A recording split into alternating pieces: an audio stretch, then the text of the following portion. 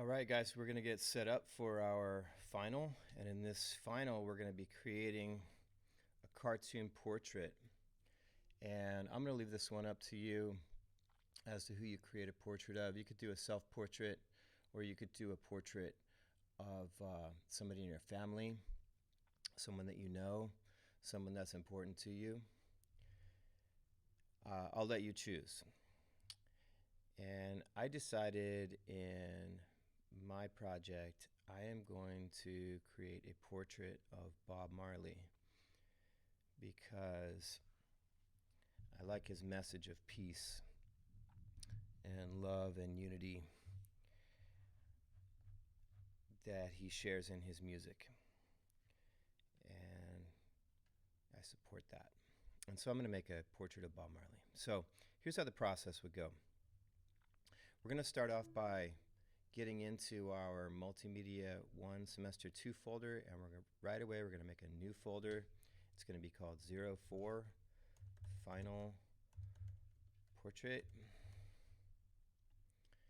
And then I've gone ahead and I've downloaded an image already.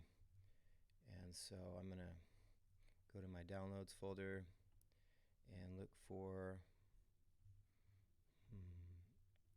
where's that image I downloaded? Maybe it's on my desktop. There it is. It says Bob. Now, when I went to look for this image, I looked for a large size image. This was the best image that I could get for what I wanted to do. This is Bob Marley at a younger age. You want to get the highest quality image that you can. And then what we're going to do is we're going to come into Illustrator. We're going to go to File, New, and make a new letter size document. We're going to name it Final Portrait, and we're going to hit the Create button. It's going to look like this. You see there's just layer 1. Have all your tools, swatches, whatever you need. Then we're going to go to the File menu, and we're going to choose Place.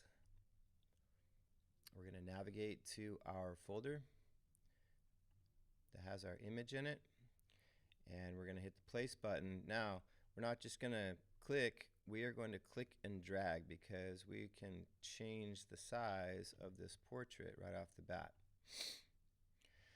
I want to see what this is going to look like.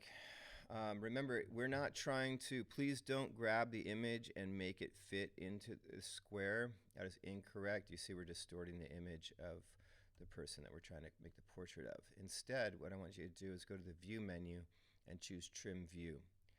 This will show you what the arrangement will look like.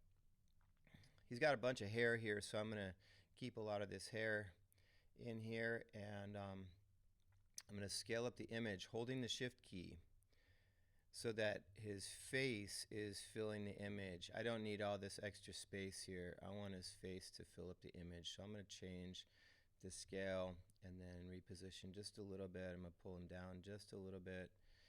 And once I'm there, I'm going to double click on layer 1, set it to template, press OK. You'll see it dim. I'm going to make a new layer over the top, double click in that layer and name this Line Drawing. Whoops. Let me make sure I got it spelled correctly. There we go. And then I'm going to come up here and I'm going to make a new brush. So I'm going to get into my brush palette at the top. I'm going to hit the plus sign, calligraphic brush. This brush is going to be, let's name it. I'm going to name it with my name, Mr. Cross. And then this is going to be a 3-point brush that changes based on pressure, and the variation will be set to 3 as well. Press OK, and now I've got my brush ready to work with. In this case, the fill is going to be set to none. The stroke is going to be set to black. And this is the starting point for our drawing. I'm going to stop right there.